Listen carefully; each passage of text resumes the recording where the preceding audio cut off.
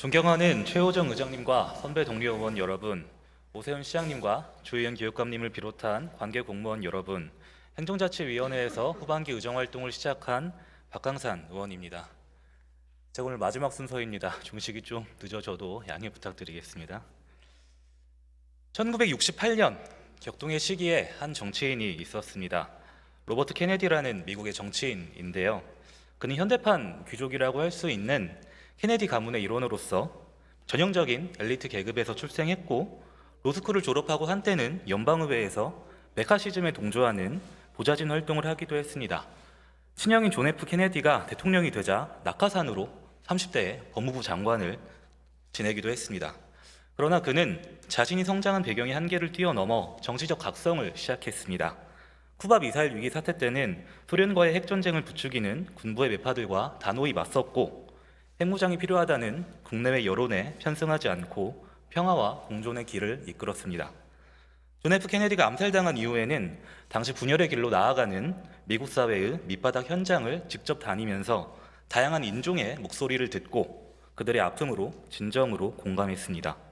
그는 흑인이 아니었지만 마틴 루터 킹의 죽음을 진심으로 추모했고, 엘리트 계급이었지만 그 누구보다 민권 운동에 힘썼습니다. 다양한 사회 경제적 배경을 가진 시민의 인권을 지키는 일에 앞장섰습니다. 힘없는 자들과 나란히 골목을 걷고 눈을 맞추고 대화를 나누고 공감을 이끌었습니다. 결국 힘없는 자들의 힘이 모여 로버트 케네디를 미국의 차기 대권주자로 만들었습니다. 요즘 말로 하면 약자와의 동행을 진심으로 실천한 정치인이라고 생각합니다. 그로부터 거의 반세기에 가까운 세월이 흘렀습니다. 저마다의 관점의 차이는 있겠지만 제가 볼 때 글로벌 도시의 위상을 자랑하는 대한민국 수도 서울은 화려해 보이는 외표와는 다르게 내부로부터 붕괴되고 있는 것 같습니다. 장애인 인권이 퇴보하고 성평등이 퇴보하고 시대의 흐름과 거꾸로 가고 있습니다. 법원의 현명한 판단으로 간신히 고비는 넘겼지만 학생 인권이 위기에 놓이기도 했습니다. 그럼에도 불구하고 이러한 중차대한 시국에 주목할 만한 변화가 하나 있었습니다. 바로 82년생의 젊은 정무부시장이 임명된 것인데요. 엊그제는 30대 정무수석도 발표되었습니다. 여야를 떠나서 서울시에 새로운 바람이 불기를 희망합니다.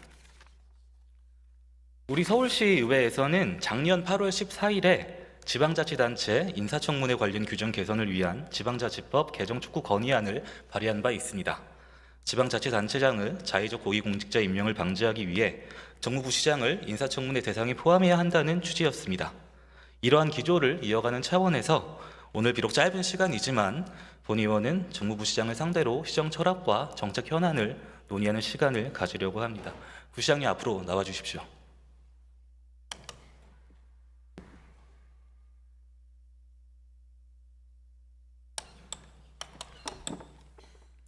네, 부시장님 이 자리에서 뵈니까 감회가 좀 새로운 것 같습니다. 네.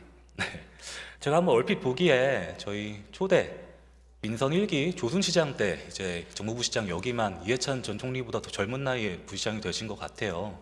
또 엊그제는 또 어제 최호정 의장님이 또 말씀까지 해주셨지만 저희 청년 정책과 학생자치 관련된 토론에 와주시기도 했었고요. 다시 한번 감사드리고요.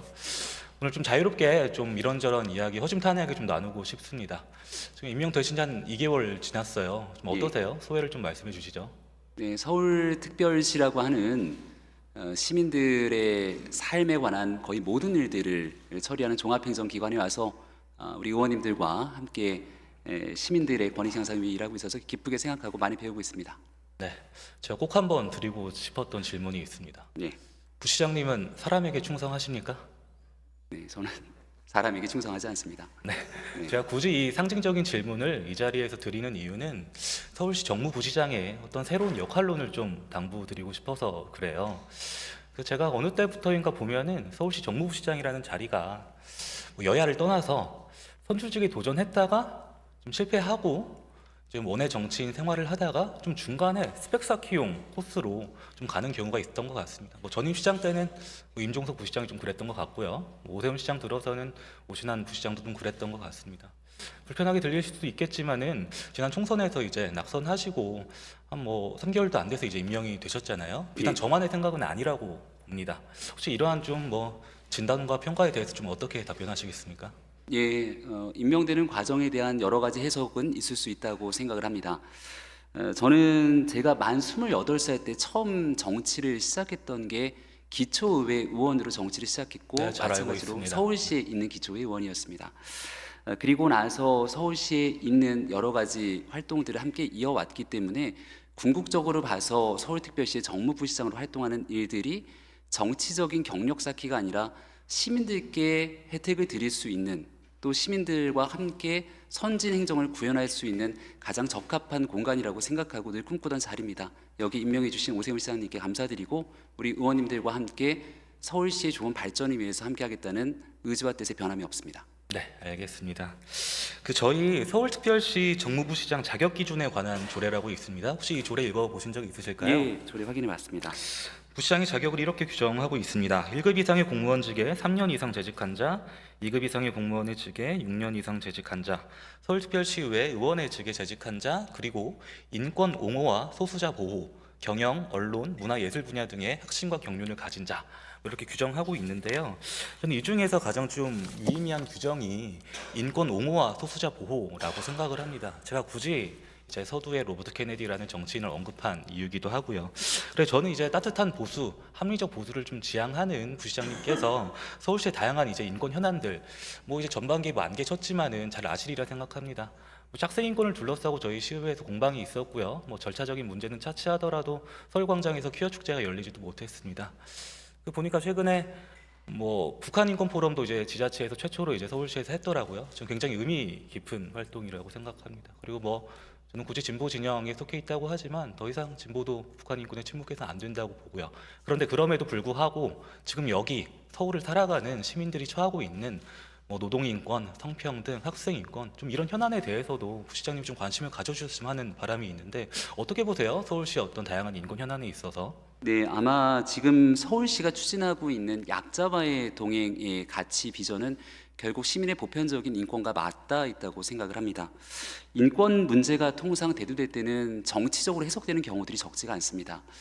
특정 정치인들이 이러한 인권 문제를 정치적인 이해관계와 결부지어서 얘기를 할 때 오히려 사회적 갈등이 촉발되는 경우도 있습니다만 박강산 의원님이 얘기해 주시는 것처럼 정말 어렵고 힘든 사람들에게 보편적인 이익을 주기 위한 인권의 문제, 그리고 이를 해결하기 위한 시의 노력들은 당연히 해야 될 행정의 기본 책무라고 생각합니다. 보편적 인권이라고 하면 뭐라고 더 붙일 수 있을까요? 보시는 분들마다 해석하는 경우들이 다르겠죠. 하지만 사람이 태어나면서 갖고 있는 천부적인 인권에 관한 기본적인 규정들이 있을 것이고요. 일단 서울시가 보기에도 해당되는 여러 가지 인권에 관한 규정들이 있을 겁니다. 아마 정말 많은 사안들에 대해서 모든 것들을 다 만족시켜 나갈 수는 없기 때문에 여기에 대한 우선순위 등에 대한 이해관계들이 맞물려 있을 거라 생각하는데요. 시민들이 갖고 있는 어려운 문제를 해결하기 위한 인권의 문제는 항시 신경 써야 되는 주제라고 생각합니다. 알겠습니다. 저는 인권의 우선순위를 둘 수는 없다고 봐요. 뭐 이제 구체적인 내용을 이 자리에서 말할 수는 없겠지만은 앞으로 어찌 됐든 간에 인권 현안에 관련해 가지고 제가 좀 자주 연락도 드리고 찾아뵙겠습니다. 예. 네. 다음으로 좀 역할론 관련해서 짧게만 하나 더 엿붙일게요. 서초구에서 기초의원 하시고 광진구에서 총선에 2번 출마하셨어요. 강남과 광북에서 이제 동시에 정치 활동을 한 경험이 있으십니다. 흔치 않은 경험이라고 생각하는데요. 우리 집권여당도 최고위원까지 지내셨고요. 최근 중앙 정치에서 종부세 폐지 관련 이제 논의가 계속되고 있습니다. 종부세가 폐지되고 재산세로 전환될 경우에 당연히 이제 강남은 세수가 증가하고 강북은 한 900억 정도 이제 세수가 줄어든다는 통계가 발표되기도 했는데요. 어떻게 생각하세요? 이제 서울의 균형 발전이라는 화두에 대해서 좀 고민해 보신 적이 있으실까요? 종부세의 기본적인 목적은 부동산 가격의 안정이 저는 가장 첫 번째 목적이었다고 생각을 합니다. 아마도 급등하는 부동산 문제를 해결하기 위해서 지난 정권 시절에 이 종부세 도입으로 인해서 여러 가지 평가가 엇갈리고 있죠. 아마 지난번 있었던 민주당 전당대회 과정에서도 대표가 되신 이재명 후보께서 이 불필요하게 과도한 갈등과 저항을 만든다라는 평가도 있었고, 또 민주당의 최고위원을 지낸 고민정 의원 같은 경우는 언론과 인터뷰를 통해서 세수를 늘리는 것이 목적이라면 종부세가 아닌 다른 방안을 고민할 때다라는 표현을 주기도 했습니다. 제가 굳이 이 민주당 정치인 분들의 언어를 꺼내다 말씀드리는 이유는 종부세 폐지와 관련돼 있는 사회적 합의를 이뤄나가기 위한 그 어느 정도의 분위기들이 조금씩 구현되고 있는 것이 아닌가 생각을 합니다. 네, 지금 동의하고요. 이게 지방 네. 의회와 지방 정부에서도 충분히 논의할 사안이라고 해서 말씀을 드렸습니다. 어떤 듣고 싶은 답을 정해놓고 이제 드린 질문은 아니었고요. 저희 또 이제 서울시의회에서 재정균형 관련해서 특위가 또 출범을 했습니다. 존경하는 박수빈 위원장님 주도로 이제 시작을 했는데요.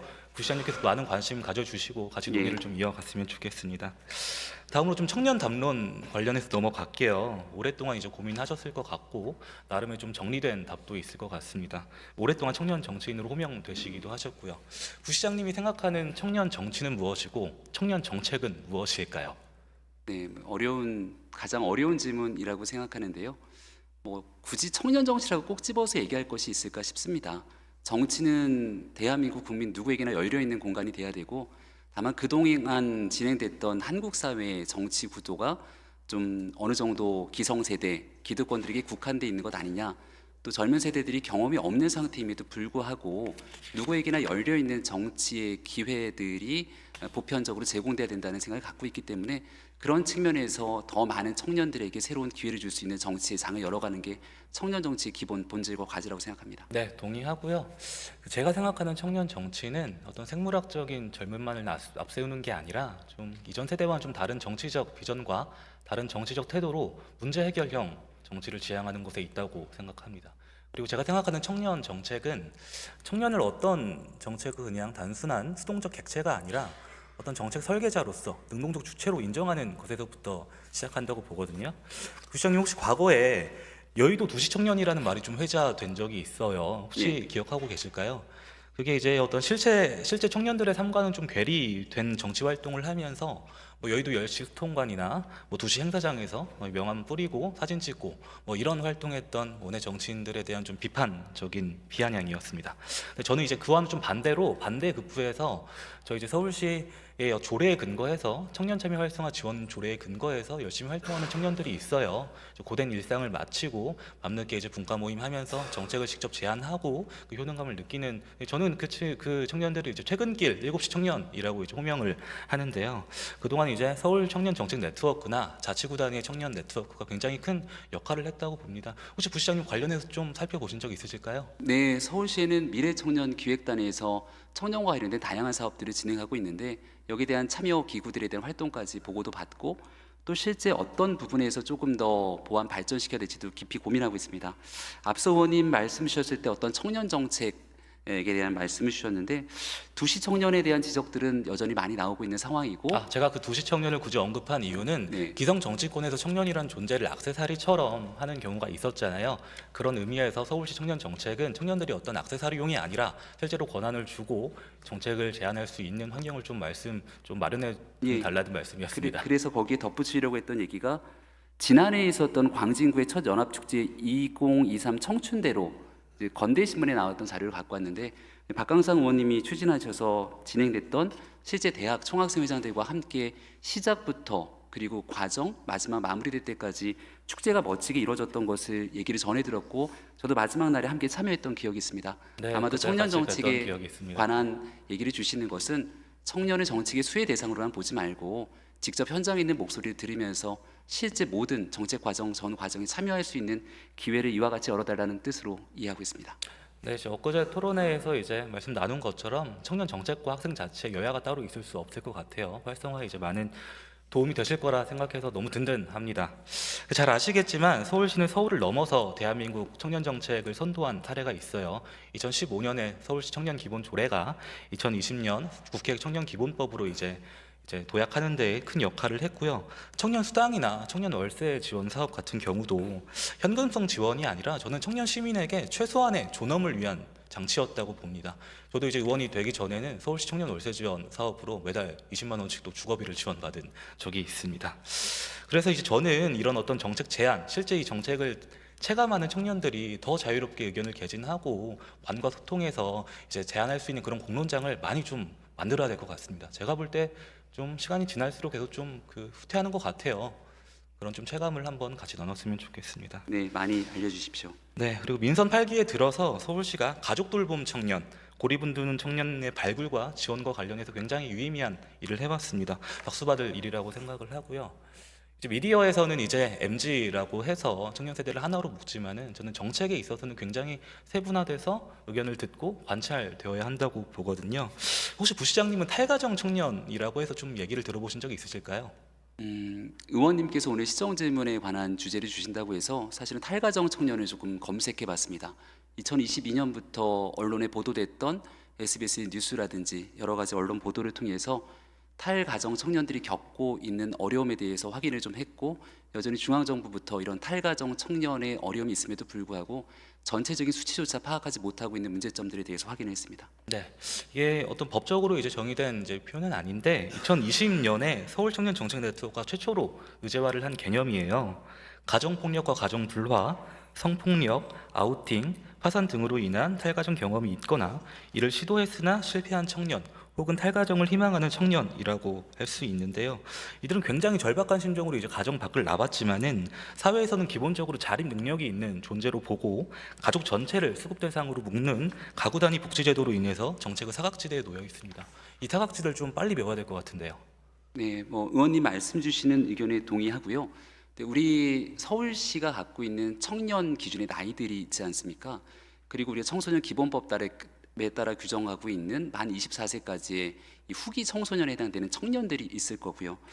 서울시는 위기 청소년 지원 사업이라는 것들을 운영하고 있기 때문에 이 위기 청소년 지원 사업의 틀 내에서 아마 후기 청소년 24세 전에 해당되는 청년들에게 꼭 필요한 대책들을 아마 수립할 수도 있을 거라고 생각합니다.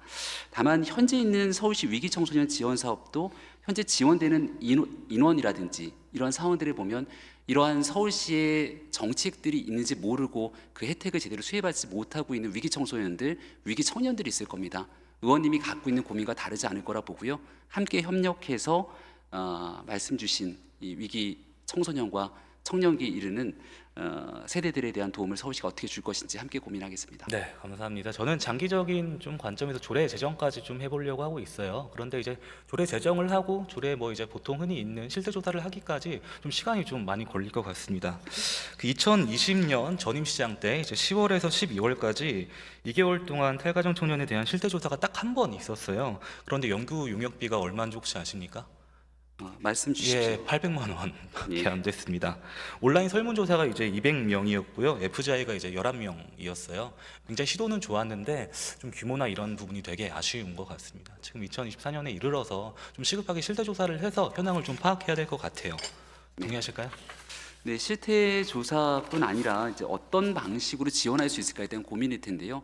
다만 이런 말씀 주신 탈가정 청년의 의제를 통해서 뭔가 새로운 시설을 구축하거나 새로운 정책을 제도화시키는 의미도 있겠습니다만, 앞서 말씀드린 것처럼 청년의 나이 기준이 지금 현재 30대가 훌쩍 넘지 않습니까? 그렇죠. 아마 정치권에서는 45세까지 보고 청년 예. 기본법은 기본법은 또 34세로 하는데 저희 조례는 39세로 하고 가장 다양하죠. 네. 가장 필요한 실제 탈가정 청년에 대한 내용은 앞서 제가 후기 청소년이라고 얘기했던 가정을 떠나서 아직 경제적 자립을 잘하지 못했던 시기가 아닐까라는 생각이 듭니다.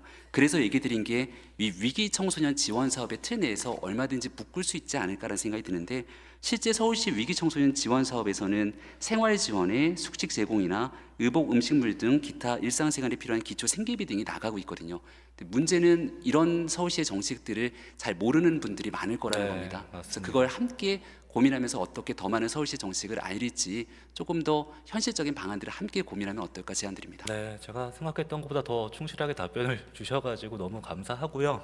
꼭 저희가 이제 가족 돌봄 청년, 고리분등 청년에 이어서 탈가정 청년까지 서울시가 이제 함께 의회와 만들어가는 그런 정책을 좀 했으면 좋겠습니다. 그리고 다음으로 좀 광화문 광장 관련해서 말씀을 드릴게요. 이 현안이 현안인지를 아까 또 제가 참 좋아하고 존경하는 김영재 의원님께서도 이제 말씀을 주셨는데 그 관련해서 칼럼을 기고하셨습니다. 저 되게 인상 깊게 읽었어요. 이제 뿌리를 기억하는 일, 저는 굉장히 중요하다고 봅니다. 그런데 그 방법론은 좀 다양할 것 같아요. 이렇게 언급하셨어요. 시의 실수도 있다. 주변 경관과 어울리지 않는 그림 한 장을 내놔 억측을 자주 했다. 예산 대부분은 미디어 폴 등 주변 조경이 쓰이는데 되려 태극기 개양대만 부각됐다. 핀셋으로 정교하게 접근했어야 할 문제를 너무 나이브하게 다뤘다. 소통이 미비했다는 비판을 겸허히 받아들인다. 저는 이제 어떤 이러한 잘못을 빨리 인정하고 대안을 이제 제시했다는 점이 되게 좋았습니다. 그런데 이제 이렇게 말씀을 주신 게 백지 상태에서 다시 한번 여론을 또 수렴하자라고 했는데 저는 지금 이 칼럼을 지금 쓰신 게 지금 7월 26일이고 아까도 이제 화면에서 나왔지만은 뭐 7월 15일부터 8월 이제 한 달 동안 진행된 이제 시민 여론의 이 데이터가 저는 굉장히 부족하다고 봐요. 한 달 동안 이제 518건이고 찬성이 308건이고 210건의 반대 의견이죠. 그런데 혹시 이거 아십니까? 이 찬반 의견이 먼저 일단 뭐 객관식으로 해가지고 찬성합니까 반대합니까 이런 게 아니고요. 문항 하나에다가 주관적인 의견을 담게 돼 있어요. 그래서 저는 이 어떤 양적인 수치도 있지만은 그 내용의 설문이 잘 아실 거 아니겠습니까? 정말 질적인 내용으로도 한번 검토를 해봐야 될 것 같습니다. 예. 59.2%대 40.2%고요. 이 정도 표본과 찬반 비율로는 저는 이거 시민율은 충분히 수렴했다라고 볼 수 없을 것 같습니다. 어떻게 판단하세요? 네, 일단은 제가 썼던 칼럼의 마지막 이 글귀를 보면 자유로운 상상력을 활용해 고견을 주시기를 부탁드린다. 모든 가능성을 열어놓는다 이렇게 말씀을 드렸습니다. 더 많은 시민들이 참여해서 결론을 내어놓고 시민들의 의견을 수렴하는 것이 아니라 그럼요. 예, 네. 시민들께 열린 소통의 과정들을 가져가기 위한 칼럼이라는 점을 먼저 말씀을 드리고요. 한 달 동안의 의견 수렴 절차가 끝나고 나서 시장님께서 직접 시민들께 또 설명하는 과정들이 일부 있었습니다. 뭐 찬반에 대한 내용들은 아무래도 그동안 들어왔던 일들에 대한 언론의 궁금증들이 있을 거기 때문에 거기에 대한 수치화된 과정이라고 생각하고, 이보다 훨씬 중요한 것은 과거에 처음 알려진 것처럼 시민들께서 100m, 뭐 100억이 넘는 태극기 개항대, 잘못 알려진 사실은 당연히 바로 잡아야 되고요. 네, 네, 그런 제가 좀 부분들에 말씀드리고 싶은 거는 시간이 좀 제한돼가지고요.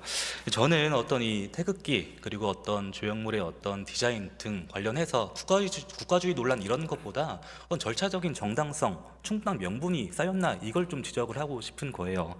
광화문광장이라는 게 단순히 서울이 아니라 대한민국 전체가 바라보는 공간이지 않습니까? 그리고 한번 조형물을 건설하면 몇십 년 동안 지속이 되는 일이잖아요. 제가 이제 엊그저께 이제 원래 저희 민주당에서 다문화위원회 출범식이 있어서 참석을 했어야 되는데 갑자기 전에 연락을 받았습니다. 열린광장 시민운영위원회 개최를 한다고 해서 부랴부랴 달려갔어요. 가서 약간 또 이제 시장님께서도 이제 말씀을 주셨는데 거기 이제 시의원들 저 포함해서 네 분의 이제 새롭게 신규 위촉이 됐고 기존 위원분들도 계셨는데요. 보통 이제 그렇게 위원회를 열고 하면은 좀 뭐 이제 뭐 오찬도 하고 좀 가벼운 상견례도 있고 해야 되는데 이 현안이 워낙 급하다 보니까 바로 이제 회의에 들어가고 했습니다. 뭐 그래서 결론은 뭐 심의한 것도 없고 뭐 어떤 의결의 결론도 안 났고요. 끝나고 그냥 뭐 어떤 공통 의견으로 정리하자라고 나온 게 나중에 속기로 다 본게 될 거니까요. 말씀드리는 겁니다. 네. 뭐 더 여론을 수렴해야 된다라는 내용이었거든요. 그래서 일단 뭐 끝나고 한번 곰곰이 생각해 보니까 오늘 왜 모인 거지? 라는 생각이 들었습니다. 뭐 저는 당연히 시의원으로서 이 현안에 관심을 가지고 역할을 해야 되는 건데 다른 이제 위원님들 가운데서 이 내용에 대해서 내용을 충분히 전달을 받았나라는 이제 의문도 있었습니다. 저는 아직 부족하다고 봐요. 이 여론 수렴의 절차가. 동의하실까요? 네, 속기록을 한번 살펴보겠습니다. 열린광장 시민위원회에서 하셨던 내용들을, 그리고 일단 한 달이라고 하는 기간이면 꽤 긴 시간 그래도 열린 의견들을 듣기 위한 과정들이 있었다고 생각하고요. 그 와중에 굉장히 많은 의견들이 개진이 됐습니다. 아마 PPT 자료를 통해서 전문가들까지도 같이 참여해서 한 것처럼 보이는 여러 의견들이 있었는데, 과거에 시민들이 알고 있었던 단순히 태극기 개항대의 문제가 아니라 그럼요. 예, 저는 예, 여러 네네. 국가 상징 공간으로서 과거의 대한민국의 현재가 있기까지를 기억하고 감사할 수 있는 좋은 의견들이 많이 있었기 때문에 그 두 번째로 설계 공모를 통해 또 함께 더 많은 내용들을 같이 전문가들까지 참여할 수 있는 기회 공간들이 열려 있다고 생각합니다. 그럼 이제 바로 이제 추진 일정을 보면은 9월에 설계 공모를 공고하고 11월에 당선작을 발표한다고 되어 있는데요. 제가 어떻게든 그 위원회에서 받은 자료는 내부 자료고 해서 아직 뭐 PPT에 띄우진 않았습니다. 굉장히 의미 있는 이제 디자인도 있고 했었고요. 그런데 좀 이런 내용들이 이제 의회라는 시민을 대변하는 이제 공간이 있는데 상임위에서라든 충분히 논의도 되고, 부장님 혹시 이 518건의 이 공모된 내용 시민 의견을 혹시 다 읽어보셨나요? 대략적인 어떤 요약된 내용만 이제 받으셨을 것 같은데요. 네, 제가 뭐 전체 500건이 그렇죠. 넘는 걸 다 보지 못했습니다만은 여러 가지 그래도 깊이 있게 좀 상징해 볼 만한 내용들은 꼼꼼하게 좀 읽어봤습니다. 저는 이제 자료 요구해서 이 자료를 다 받을 거고요. 또 상임위에서 이제 같이 이제 집행과 논의를 할 건데요. 지금 바로 이제 9월에 설계 공고한다는 거 저는 너무 빠른 것 같습니다. 추진 일정 속도 조절 필요할 것 같습니다. 어떻게 생각하세요? 추진 일정 좀 수년해 주실 수 있겠습니까? 시장님께 건의하셔가지고. 일단 시민 의견들을 수렴하는 과정들을 거쳤다고 생각하고요.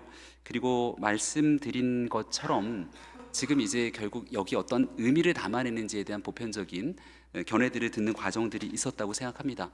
그리고 최종적으로 내용들을 결정해서 만약 그 부분을 밀어붙이게 됐다면 일방적이라는 표현을 쓸 수 있을지 모르겠습니다만 설계 공모를 통해서 더 전문적인 의견들을 함께 가져가는 과정이기 때문에 마지막 순간까지도 열린 행정들이 지향하고 있다고 생각합니다. 지금까지 진행된 상황을 보면은 이건 분명히 그냥 탑다운 방식이었다고 봐요.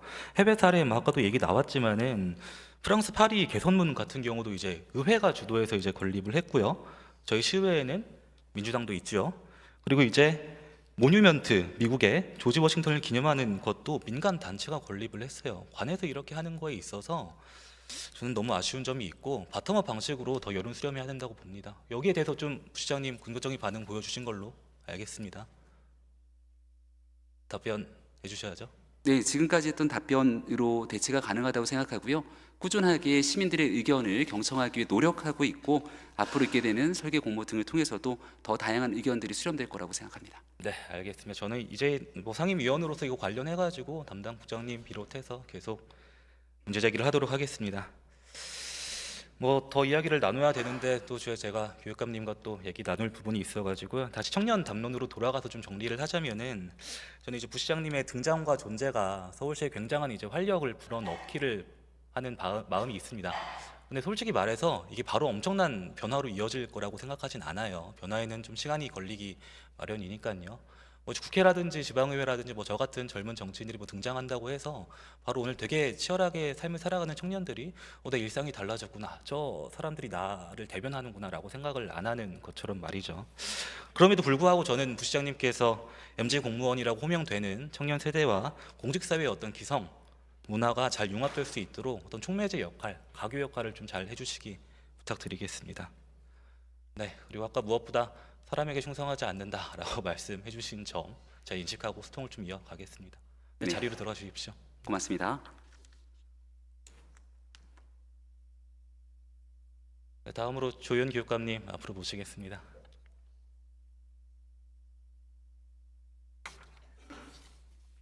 네. 교육감님 이 자리에서 오랜만에 마주하는 것 같습니다. 예, 그렇습니다. 반갑습니다. 뭐 이제 내일 이제 해직교사 채용 관련해서 대부분 예. 판결이 예정되어 있는데요. 저는 이제 개인적으로 교육감이 민선 교육감으로서 민선 이제 시대에 정당한 재량권을 사용했다고 보고요. 내일 좋은 결과 있으리라 확신하고요. 오늘은 좀 짧게 한 예. 가지만 좀 말씀드리겠습니다.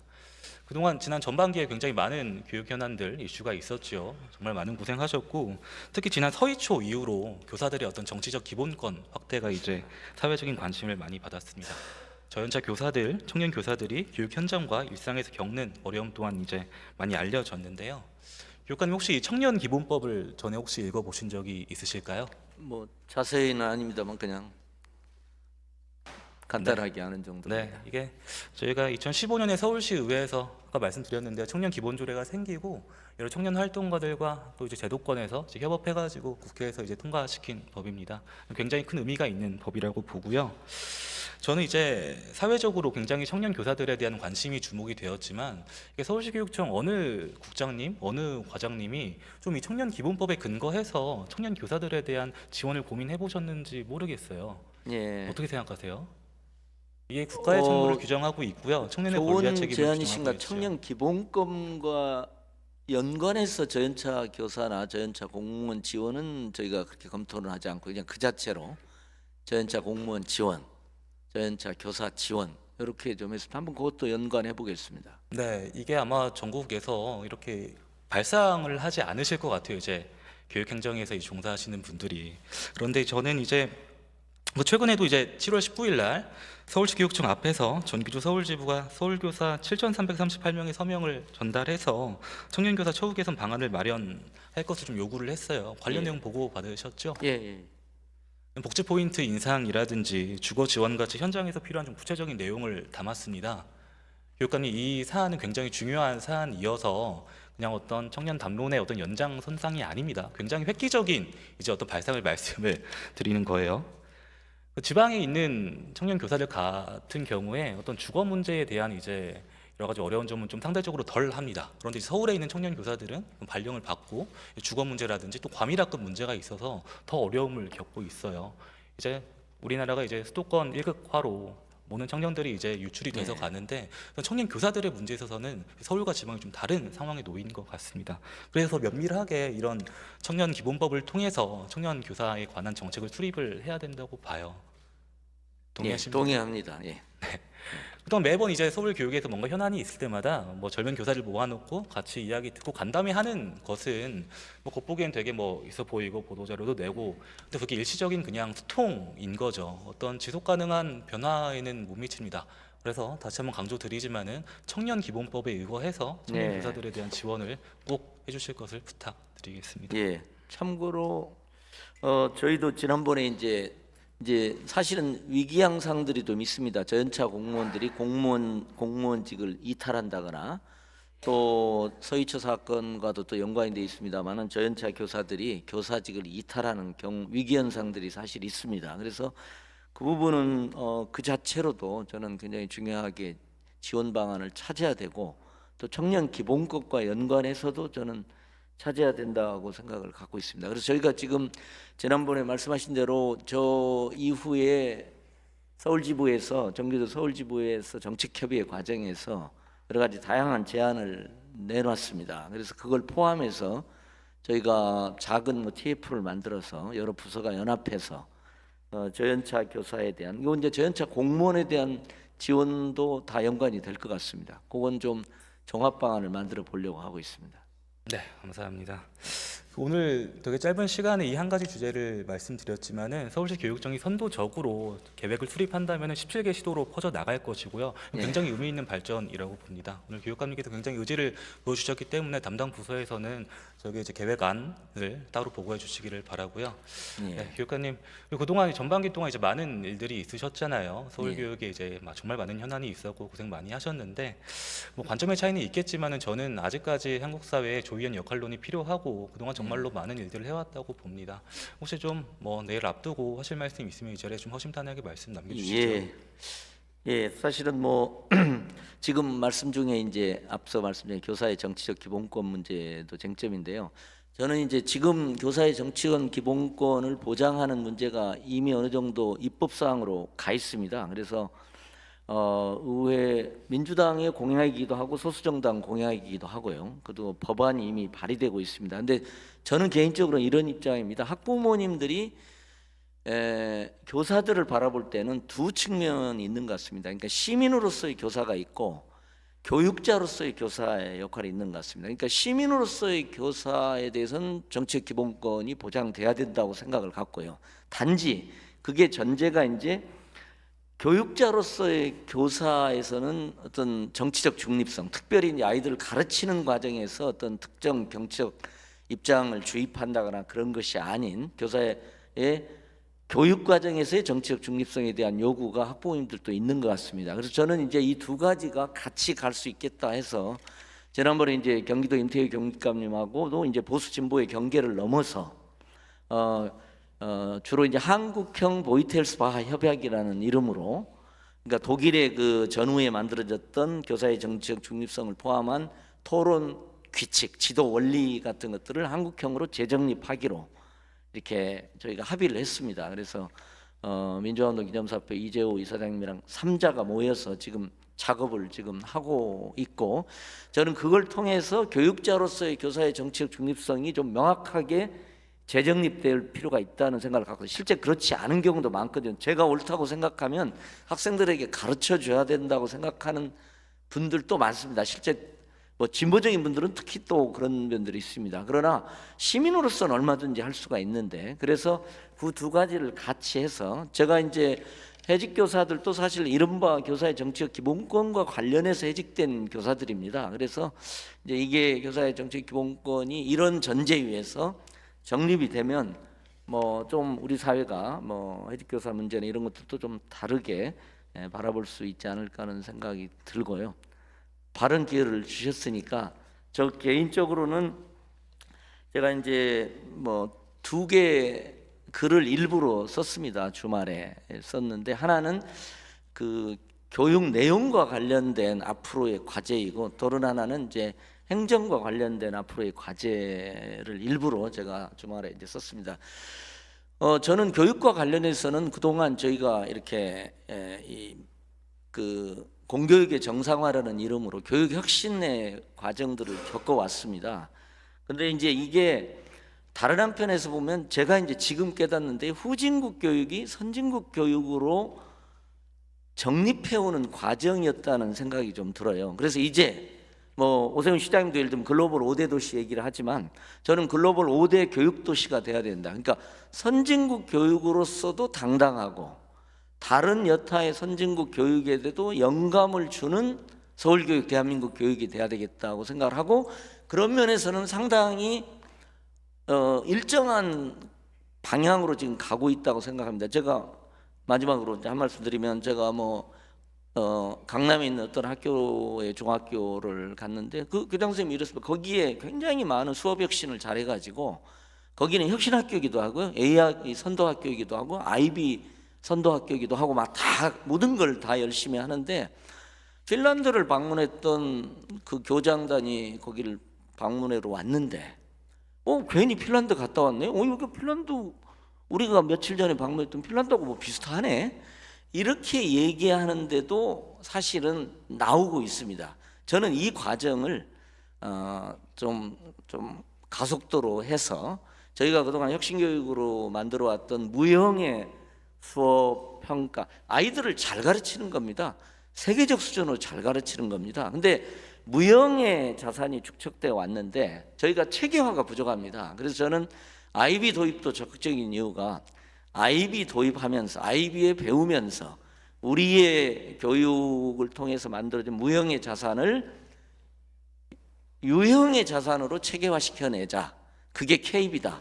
그러면은 한국 바칼로리아다. 그러면 저는 그게 세계적 수준에 가가는 거다. 이렇게 생각을 갖고요. 마지막으로 30초만 더 쓰면은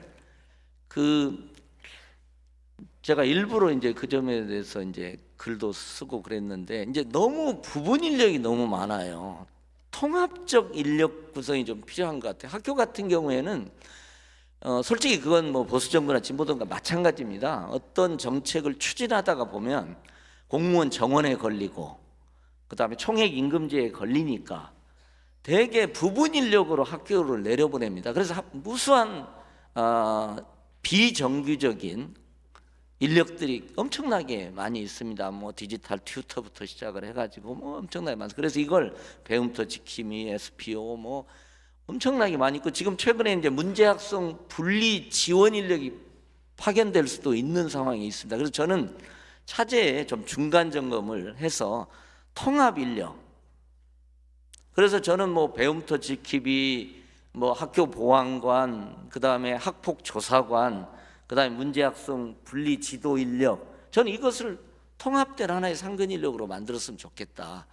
저는 이제 약간 우리가 행정혁신에서 이런 통합적 접근법이 좀 필요하겠다. 저희가 지역청의 학교 통합 지원센터도 만들었던 게 그런 통합적 행정 운용의 노력을 좀 해줬으면 좋겠다. 우리 친구들에게 저희 직원들에게 그렇게 이제 당부 말씀을 드렸습니다. 네, 죄송합니다. 알겠습니다. 이렇게 시간을 말씀 많이 주시니까 지난 전반기 교육위원회 동안 있었던 일들이 주마등처럼 지나가는데요. 공존의 교육 앞으로 흔들림 없이 계속 되어야 하고요. 그리고 또 아까 이제 또 말씀 주셨지만은 지금 우리나라가 이제 세계 종합국력 6위에 이제 오른 적도 있습니다. 민주화와 산업화를 이제 동시에 이룬 쾌거가 있고, 근데 이제 광장이라는 공간에서도 뭐 한 손에는 태극기를 들 수 있고 한 손에는 촛불을 들 수 있다고 생각해요. 그런 공존의 교육이 흔들림 없이 이어갈 수 있도록 앞으로 조위원 역할론 기대하도록 하겠습니다. 무슨 말씀? 고맙습니다. 네, 자리로 함께했던 들어가 주십시오. 시간이 또 저도 즐거웠습니다. 또 많은 의원님들께 또 제가 혹시라도 좋지 않은 결과가 나오더라도 함께했던 시간을 제가 소중히 간직하겠습니다. 네, 자리로 들어가 주십시오.